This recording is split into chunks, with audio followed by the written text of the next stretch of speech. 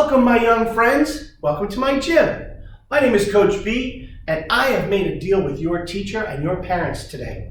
My deal is that you've probably been sitting all around working on your studies, working on your computers, working on your books, and you've been sitting a long time. So I made a deal that if you would follow me and you would listen to my instructions, I'm allowed to get you up and moving for 15 minutes, 20 minutes, somewhere around that range, so you can be a little bit more active. Because I try and preach that education is important, but movement is important too. So, are you willing to follow me and do a little bit of movement with me and have a little fun? I'm sorry, what was that? Okay, so I'm excited to get us moving. To do that, in the gym, we should always warm up. Whether you're doing exercises outside, with a team, with an athletic program, or something that you do with a coach, we have to warm up. So, get up out of your seats, and if you're already standing, great. Spread those feet out. Spread them out a little further. If there's something to your left and to your right, just make room, will you? And then we're gonna lunge to the left and lunge to the right. I'm gonna keep showing you a number of exercises. But I want to turn to the side because I want you to learn that when you lunge and you do this warm up, your knees shouldn't go forward, your butt should go back. We're going to use our butts a lot today, and I hope that made you giggle. So as we're going side to side, I just want you to reach across and come back up, and reach across and come back up.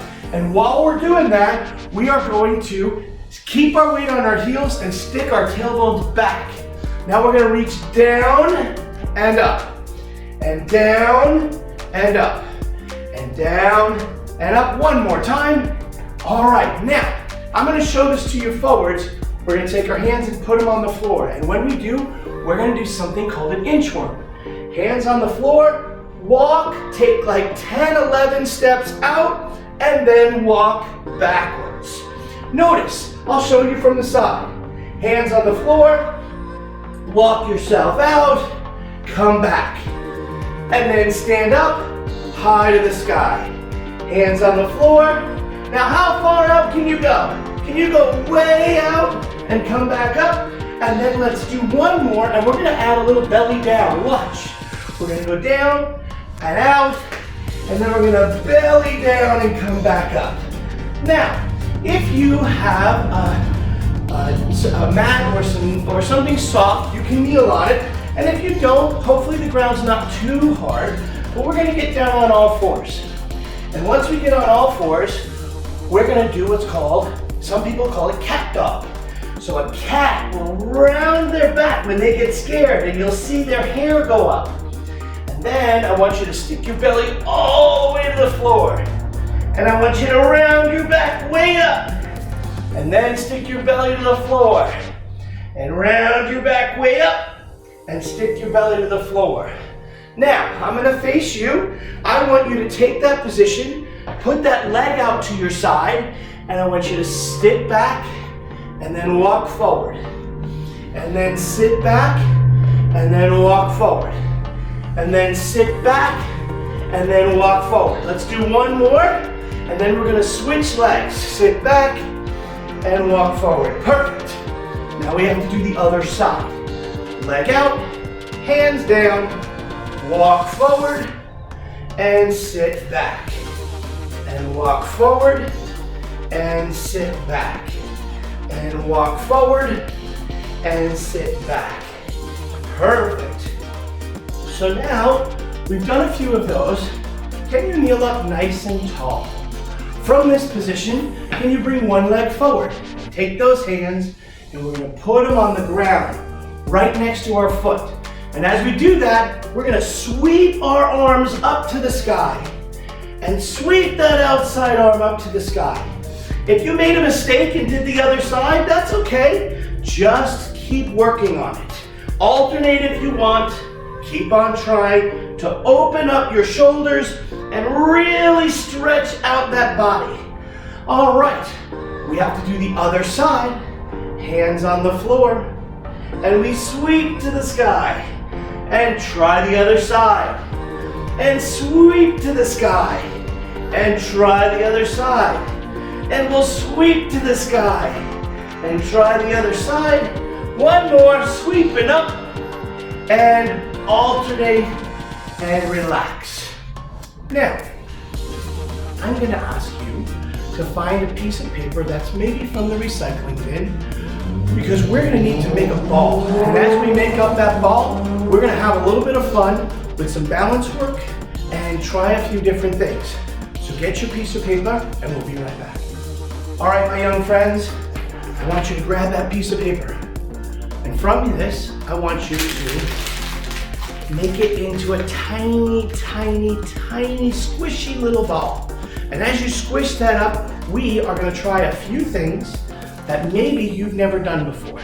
But we're going to work on some stuff. But wait, hang on. Laura, is that you? Laura the locker? Well, hello, Coach B. As we both know, stability is super important as you learn to be athletic.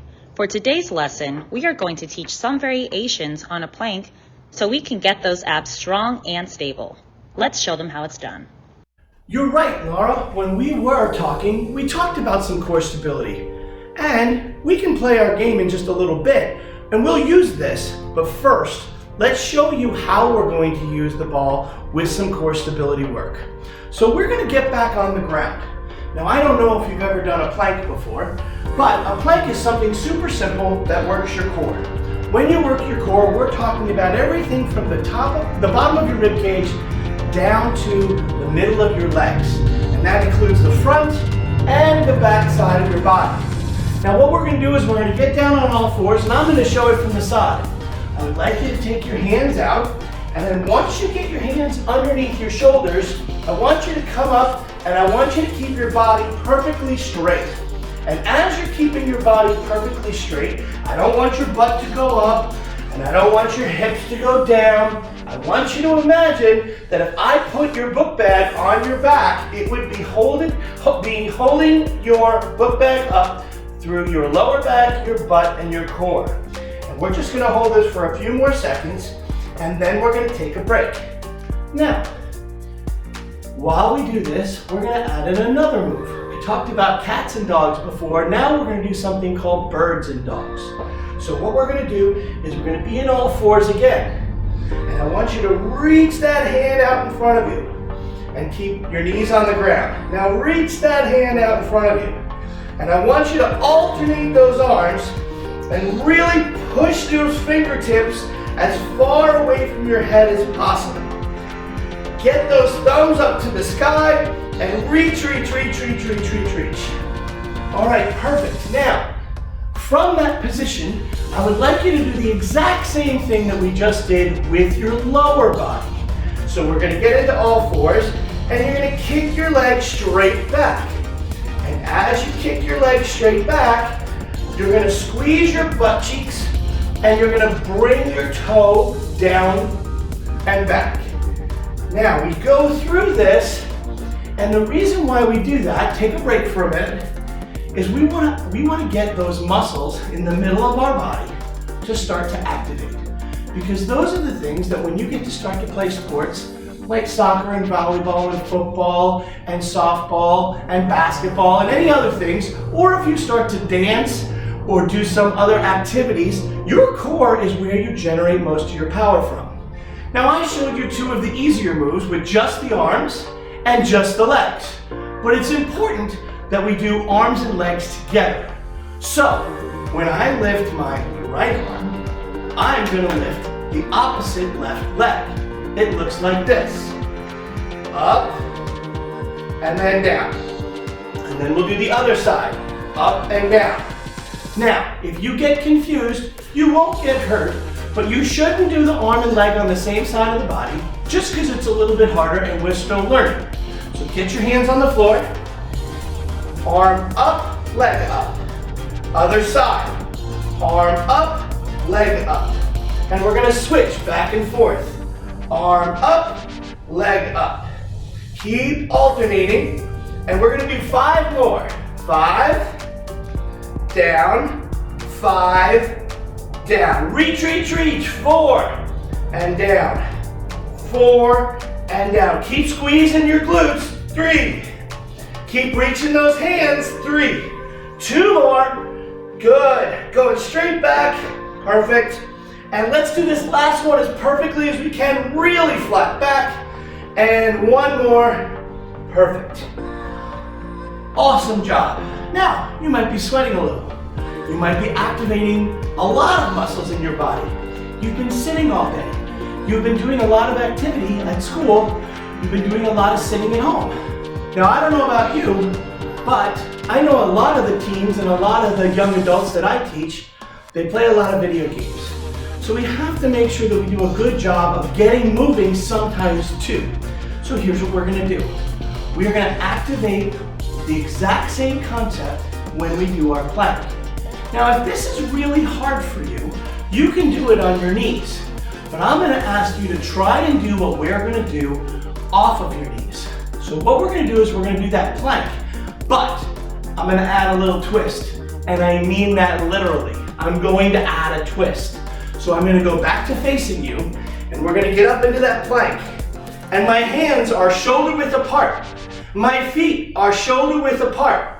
And all I'm gonna do is I'm gonna twist and point to the sky. And then I'm going to twist and point to the sky. And I'm going to twist and point to the sky. Now, if this is hard, I'm gonna show it. If you do it on your knees, you can do it just like that. I'll show it from the side. If you're still doing good, you just keep going. Twist with your knee down. And then twist with your knee down. Or you're up on your knees, twist with your knees up. 1 more, twist with your knees up. Woo! That was kind of hard, wasn't it? It should be a little bit hard because those are the muscles that as we get better at them, we're going to get better at all the things that we need to do to be more active.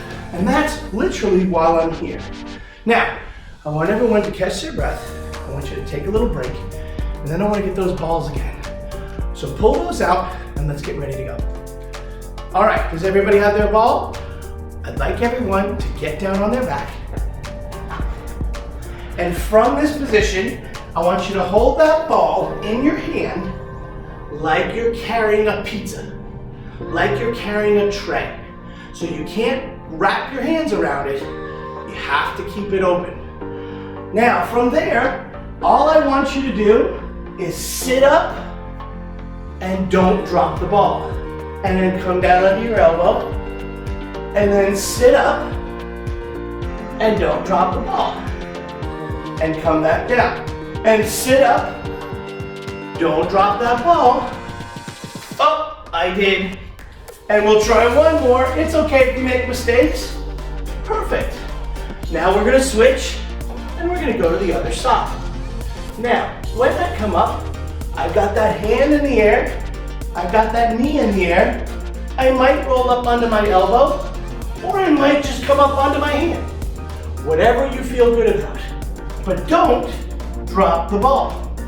Up and down. And remember, try not to grip it. And down. And up. And down. 1 more. And up. And down. All right, now, what I'd like to do next is take that ball, put it off to the side, and I'm going to show you how to do a little bit of hip movement. So what I would like you to do is I'd like to set up so that your knee is bent in front and bent behind. Take those hands and put them behind your back and flip those legs over. And then flip those legs over. Now when you flip over, I want you to flip over and reach forward and come back up. And flip those legs over and reach forward and come back up. And flip over and reach forward and come back up. Let's do 3 more. 3. Now we got to do it on the other side. 3. Let's do 2 more. 2. And reach forward and back. 2. And then 1 more on each side. There we go. And come back up. And take a break for a second. Now, I'm going to go and I'm going to grab a book, a very small book, and I'll show you when I come back why. You should keep your ball close by, and if you have a light book that you would like to try one of the exercises, like the tray exercise, we're going to do that one again. So, grab a book and come right back.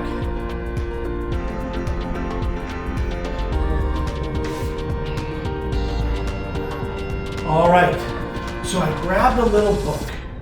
And the reason why I grabbed a book is I'm going to hold it on my hand like a tray. And what happens if I move my hands? It falls to the ground. So we're going to do that exercise again where we did that sit-up exercise, but we're going to make it a little bit harder. Now, if you're a little bit older, you should try this for sure. If you're still learning, you should use the ball. And if it was really hard the first time, we should not use the ball, just work on moving. So let's try that again. We're going to lie down. I'm going to put the book in my hand like I'm holding a pizza. My knee is up, and I'm going to come up onto my elbow and come up onto my hand. Go down onto my elbow and come down onto my back. Go up onto my elbow, come down, come up onto my hand. Come down onto my elbow and lay back down. Let's do two more. Up and up and down and down. And up and up and down and down. That was a great job. Now I think we should do it on the other side because you want to make sure you're even on both sides, right? So let's get set up. Get that hand up in the air. Come up onto the elbow. Come up onto the hand. Are you using a ball or are you using the book? And down. And up. And up. And down. And down. Are you feeling your core muscles, your abdominals, your belly starting to work?